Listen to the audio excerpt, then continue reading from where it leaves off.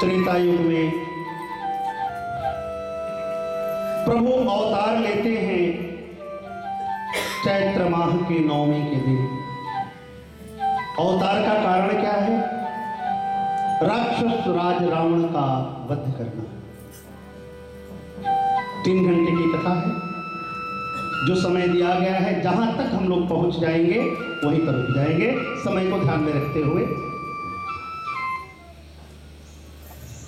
अयोध्या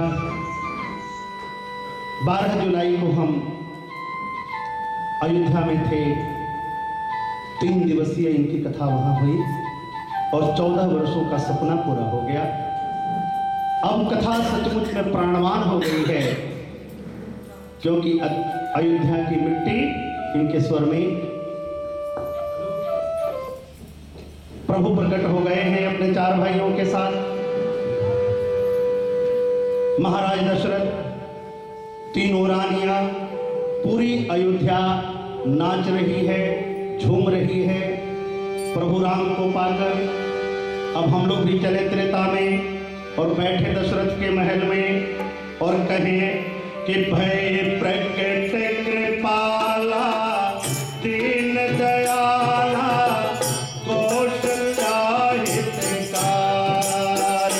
भय प्रकट कृपाला दीन दयाला कौशल्या हितकारी। भय प्रकट कृपाला दीन दयाला कौशल्या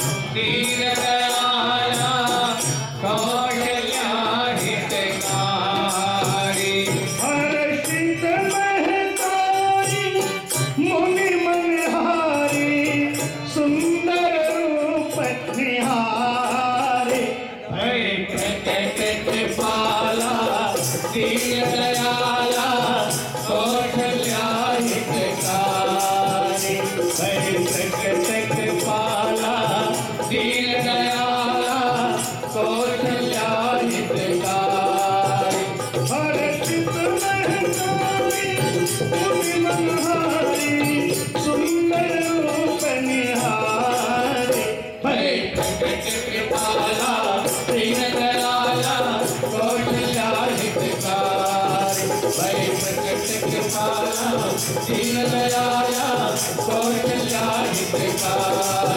भय प्रकट कृपाला दीन दयाला कौशल्या हितकारी। अयोध्या आनंद मना रही है।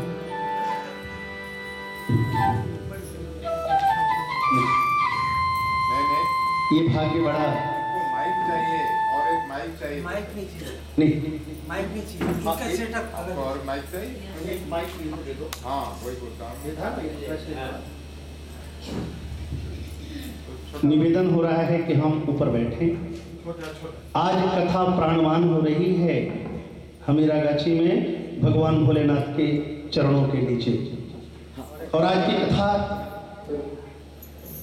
हम समर्पित कर रहे हैं जो श्री मानव सेवा समिति के प्रणेता हैं, परम पूजनीय स्वामी श्री स्वरूपानंद जी सरस्वती महाराज को, क्योंकि उन्हीं की कृपा इन लोगों पर हुई है कि आज ये कमल खिल रहा है तारकेश्वर भगवान के चरणों के नीचे। वही आनंद अयोध्या में है। अयोध्या झूम रही है। धन्य है अयोध्या की वो भूमि जहां राघव विराजमान हुए। देखते ही देखते 4 भाई बड़े हो गए। अब शिक्षा मिलनी चाहिए इन्हें। महाराज दशरथ ने विचार किया कि अब इन्हें अपने कुलगुरु वशिष्ठ के आश्रम में भेज देना चाहिए, ताकि यहां वहां जाकर ये वेद वेदांत और शास्त्रों का अध्ययन कर सके। 4 भाई गुरु के सामने खड़े हैं। गुरु वशिष्ठ अपने भाग्य पर उठला रहे हैं। कितने जन्मों के पुण्य हैं हमारे कि आज परम पिता परमेश्वर का गुरु बनने का सौभाग्य मिला मुझे। मन ही मन वो राघव को प्रणाम करते हैं और ऊपर से आशीर्वाद देते हैं, आयुष्मान भव। एक शिष्य के लिए गुरु का क्या स्थान होता है, आइए चारों भाइयों के साथ हम लोग भी अपने अपने गुरु की चरण वंदना करें पूरी भक्ति और श्रद्धा के साथ।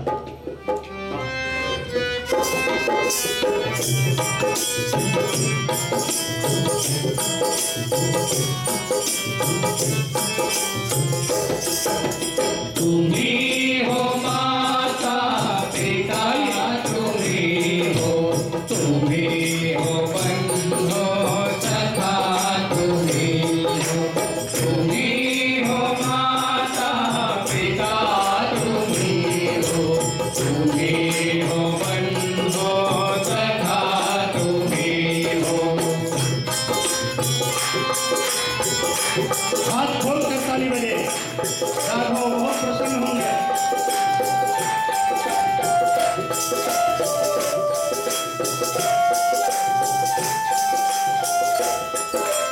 तुम्ही हो साथी, तुम्ही सहारे, कोई न अपना सिवा तुम्हारे।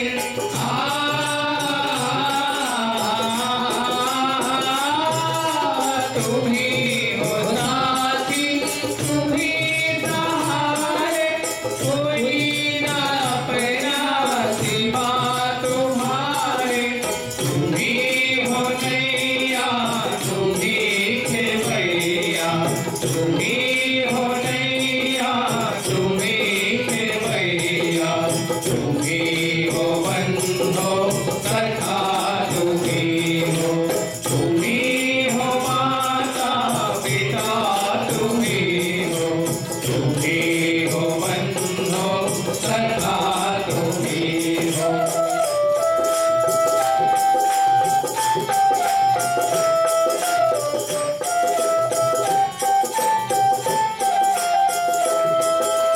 सुखी सकेना वो फूल हम हैं, तुम्हारे चरणों की धूल हम हैं।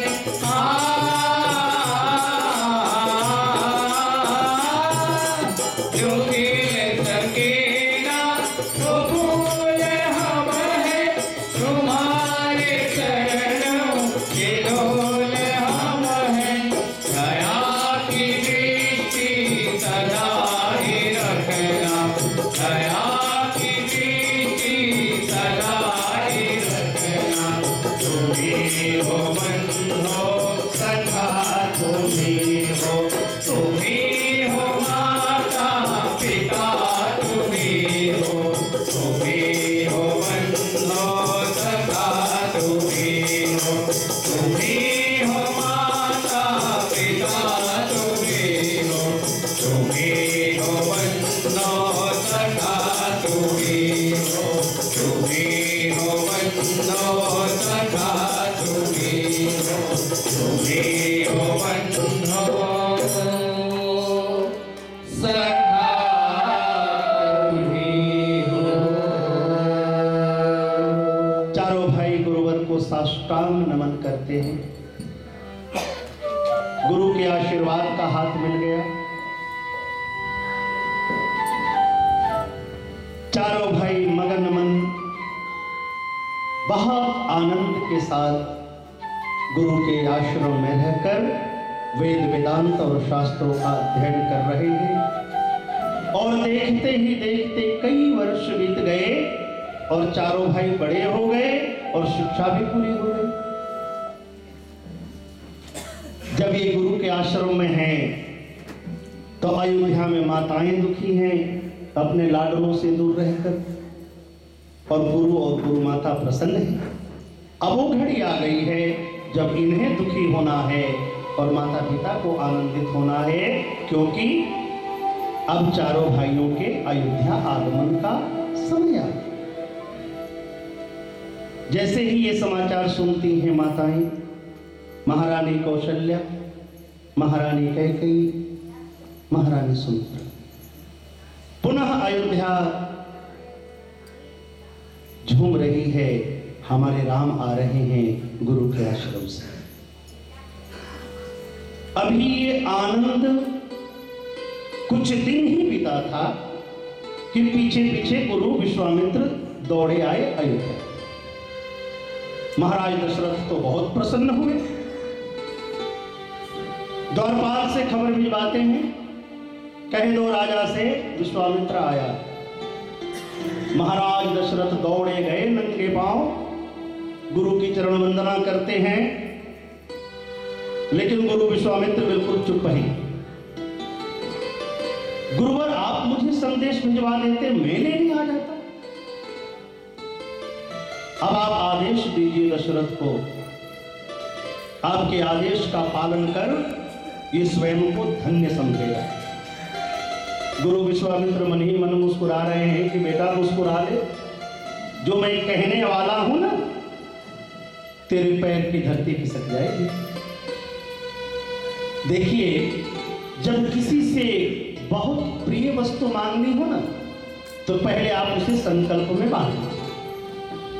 उच्च आसन पर बैठाते हैं दशरथ, पाद प्रक्षालन हो रहा है। हम रघुवंशी हैं गुरुवर, अपने वचन का पालन करते हैं। जब देख लिया कि ये बच गया, तो कहते हैं कि राजन, आने का प्रयोजन बताऊं? हाँ गुरुवर, आदेश हो, आपका आदेश सराहनीय हो। तो ध्यान से सुनो, मुझे इसी क्षण राम को मेरे साथ मेरे आश्रम में जाना। इतना सुनना था कि महाराज दशरथ आपे से बाहर। ये आपने क्या मांग लिया? कुछ और मांगिए। गुरु विश्वामित्र बोले कि राजन, थोड़ी देर पहले तो तुम कह रहे थे कि आपके आदेश का पालन कर मैं गौरव का अनुभव करूं, अब क्या हो गया? आप सभी जानते हैं महाराज दशरथ बहुत नाराज हैं, लेकिन साथ में गुरु वशिष्ठ भी हैं। वो राजन को समझाते हैं कि आपका गुस्सा स्वाभाविक है, कोई भी पिता अपने पुत्र को छोड़ना नहीं चाहेगा, लेकिन गुरुवर का कारण तो देखिए, क्यों ले जाना चाहते हैं राम को? संतों की रक्षा हेतु, धर्म की रक्षा हेतु, मानवता की रक्षा हेतु। और महाराज दशरथ, क्या आप नहीं चाहेंगे कि धर्म की रक्षा हो? गुरु वशिष्ठ के समझाने पर वो तैयार हो। आए थे केवल राम को लेने, दक्षिणा में लक्ष्मण ही मिल गए। दोनों भाई गुरु विश्वामित्र के साथ पहुंचते हैं उनके आश्रम में, उनके यज्ञ की रक्षा करते हैं और गुरु का आदेश पाकर ताड़का एवं सुबाहु का वध करते हैं। शांति है। उसी समय जनकपुर से महाराज जनक का निमंत्रण पत्र मिलता है कि गुरुवर, आप सीता स्वयंवर में सादर आमंत्रित हैं। निमंत्रण पत्र है एक और व्यक्ति है 3। राम कहते हैं कि गुरुवर आप ही चले जाइए, हम दोनों भाई मिलकर आश्रम की रक्षा करेंगे। गुरुवर मन ही मन मुस्कुराए, मुझे विवाह थोड़ा ही करना है राम, मैं तो बहाना हूं, वास्तव में निमंत्रण तो तुम दोनों भाइयों का है। महाराज जनक बहुत विद्वान प्रतापी राजा हैं, हम तीनों चलते हैं। तीनों चले जा रहे हैं जनकपुर को। बहुत लंबी यात्रा है। मार्ग में एक दिव्य आश्रम दिखाई देता है। राम पूछते हैं कि गुरुवर, ये किनका आश्रम है? गुरु विश्वामित्र कहते हैं, ये गौतम ऋषि का आश्रम, इसलिए आज इतना दिव्यमान है। आगे बढ़ते हैं। मार्ग में एक शिला ऐसी जिसे देखने से लग रहा है कि कोई नारी सर झुकाकर बैठी। गुरु कहते हैं कि राम, इस शिला को अपने पांव से स्पर्श करो। राम कहते हैं कि ये शिला है क्या गुरुवर? कहते हैं ये गौतम ऋषि की पत्नी अहिल्या हैं। इंद्र ने इनके साथ छल किया और ऋषि ने क्रोध में आकर इन्हें पत्थर होने का श्राप दिया। साथ में ये वरदान भी दिया कि त्रेता में जब राम आएंगे और जब जनकपुर को जाएंगे, उसी क्षण अहिल्या का उद्धार होगा। हे राम, आज तुम अहिल्या का उद्धार करो। और जैसे ही प्रभु राम ने अपने पवित्र पांव से पत्थर को स्पर्श किया, अहिल्या अपने पूर्ण रूप में आ गई। लेकिन वो सर उठा नहीं रही है। अहिल्या के सर झुके हैं और उनकी आंखों से अश्रुधारा बह रही है। उनके आंसू राघव के चरण धो रहे हैं। अहिल्या उन चरणों के प्रति अपना आभार प्रकट कर रही हैं, जिनकी वजह से आज उन्हें मुक्ति मिली है, उनका उद्धार हुआ है। आइए हम सब मिलकर अहिल्या के साथ राघव की चरण वंदना करें। भक्ति पूर्वक।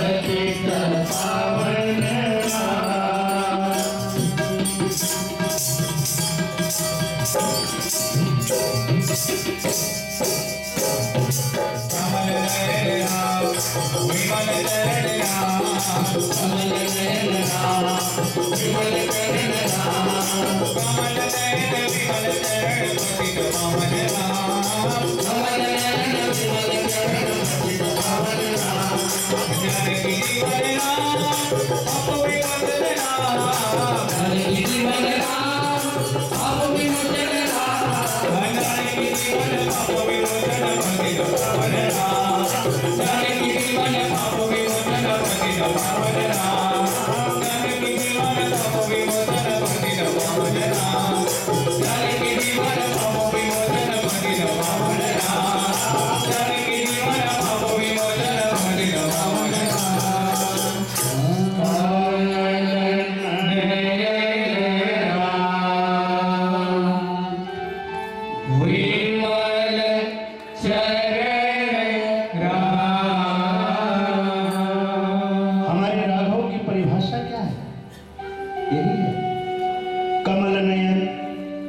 विमल चरण पतित पावन पाप विमोचन, यही तो उनका कार्य है। ऐसा लगता है अहिल्या ने प्रभु श्री राम की परिभाषा ही तय की। गुरु विश्वामित्र पहुंचते हैं जनकपुर। भगवान राम के आराध्य हैं भगवान भोलेनाथ, और भगवान भोलेनाथ के आराध्य हैं भगवान राम। और इन दोनों के बीच में जो फंस जाएगा उसका देश यार। जितने फंसे, एक का काम है देना। भगवान शिव केवल देना जानते हैं और उसके कुप्रभाव को मिटाना प्रभु का है ना। जनकपुर में अपने आराध्य भगवान भोलेनाथ की अनुमति पाकर कृपा निधान भगवान राम उनका धनुष भंग करते और वर्षों के बिछड़े भगवान हरि और मां लक्ष्मी का मिलन जनकपुर में हो रहा है। जब धनुष टूटता है, धनुष टूटा, लेकिन महर्षि परशुराम आग बबूला होकर दौड़े। लगता है पूरे संसार का गुस्सा उनके अंदर विराजमान। कौन है जिसने धनुष तोड़ा? धनुष वही तोड़ेगा जो अवतार ले चुका होगा, यही उसका संकेत। प्रभु से मिलन होता है परशुराम जी का, और वहीं पर परशुराम जी अपना वैष्णवी धनुष राघव को प्रदान करते हैं, क्योंकि हमारे राम तो बिना धनुष के सुंदर लग ही नहीं सकते। और वहीं से वो तप करने चले जाते हैं। अद्भुत आनंद जनकपुर में। धनुष टूटता है एक, लेकिन विवाह होता है 4, माने एक के साथ 3 फ्री। महाराज जनक की 4 कन्याएं, चारों विवाह योग्य, और महाराज दशरथ के 4 पुत्र, चारों विवाह योग्य। महाराज दशरथ की तो आनंद का ठिकाना ही नहीं है। अत्यंत आनंदपूर्ण वातावरण में चारों भाइयों का विवाह संपन्न होता है, और महाराज दशरथ महाराज जनक को आंसुओं के सागर में डुबाते हुए आनंद मग्न होकर अयोध्या वापस। अब अयोध्या की सोचे, उसे कितनी प्रसन्नता होगी। मां जानकी जो मिल गई, लक्ष्मी आ गई। इस आनंद से आप अच्छी तरह परिचित हैं। महाराज दशरथ और महारानी कौशल्या बैठे हैं। महाराज कहते हैं कि महारानी, हमारे आराध्य भगवान भोलेनाथ ने हम लोगों की सारी मनोकामना पूरी कर दी। अब एक कार्य शेष है, उसे भी कर लूं तो पिता और राजा धर्म से मैं मुक्त हो जाऊं। कार्य क्या है? राम को राजा बना दो और दायित्व से मुक्त हो जाओ।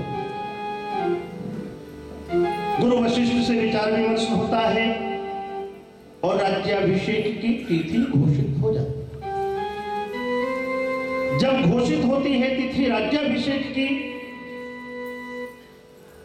भरतलाल जी और शत्रुघ्न अयोध्या में नहीं है, दोनों नौनिहाल में है ना। सभी नर नारी आनंदित हो रहे हैं कि राम राजा बनेंगे, लेकिन राम राजा बनेंगे ये देवलोक में चिंता का विषय है। यदि राजा बन गए तो तो ये सत्ता किसी की नहीं होती। फिर अवतार कार्य का क्या होगा? और हमारे संत कहते हैं कि देवताओं की प्रार्थना पर मां सरस्वती की कृपा हो गई।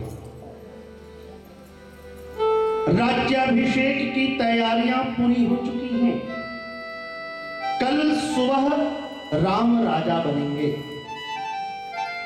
लेकिन आज शाम को काल का कठोर चक्र कब चल जाए किसी को पता नहीं। विधि का विधान एक झटके में सब कुछ बदलने की ताकत रखता है। कब सुख दुख में बदल जाए किसी को भनक तक नहीं होती। और यही अयोध्या में होने जा रहा है। काल ने कारण बनाया महारानी कैकेयी को, और मंथरा की मंत्रणा से वो गोप भवन में चली। ठीक एक दिन पहले की रात्रि काल अपना कार्य कर रहा है, किसी को खबर नहीं है।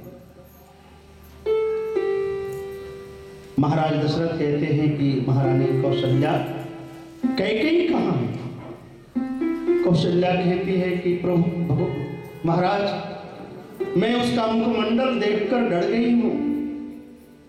आज उसे क्या हुआ है?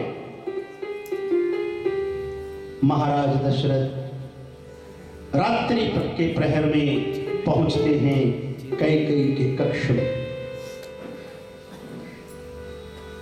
राम को प्राणों से भी ज्यादा मानने वाली माता कैकेयी है ना। राम तो मेरा प्राण है। बस समय का खेल देखिए, उसी माता को अस्त्र बना रहा है। महाराज दशरथ कहते हैं कैकेयी ये क्या दशा बना रखी है आपने? बाल बिखरे हुए हैं, जमीन पर लेटी हुई हूं। कैकेयी कहती है कोई कारण है तभी महाराज इस स्थिति में पहुंची हूं मैं। आपसे मेरा एक निवेदन है, अगर आप कोई तर्क न दें, वाद विवाद न करें, तो आज मैं आपसे कुछ मांगू। महाराज दशरथ समझ नहीं पा रहे कि उनके जीवन का अंतिम पल प्रतीक्षा कर रहा है। दशरथ कहते हैं कि कल राम का राज्याभिषेक हो जाने दो, फिर जो कुछ भी मांगना है मांग लेना। महारानी कैकेयी कहती हैं कि महाराज, यदि कल सुबह आ गई ना, तो मेरे वरदानों का कोई महत्व रह नहीं जाए। न देना हो तो कह दीजिए। महाराज दशरथ कहते हैं कि मांगो। आदरणीय भक्तों, जैसे ही महारानी कैकेयी ने अपने प्रथम वर्ग के रूप में मांगा कि कल सुबह राम का नहीं भरत का राज्याभिषेक हो, महाराज दशरथ मूर्छित हो,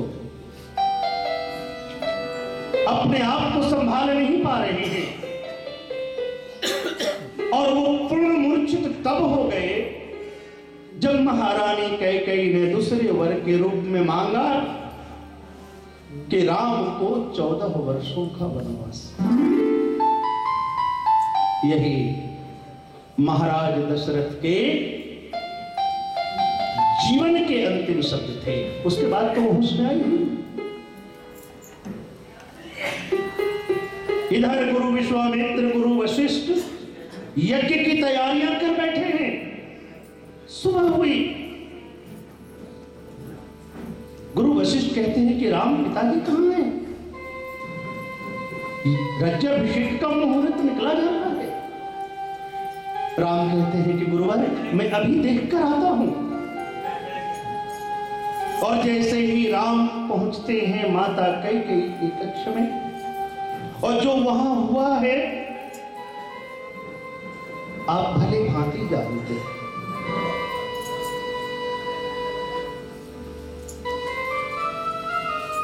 इससे बड़ी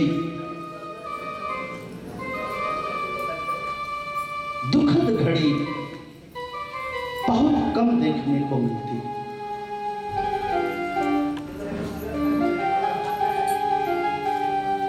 विधि का विधान देखें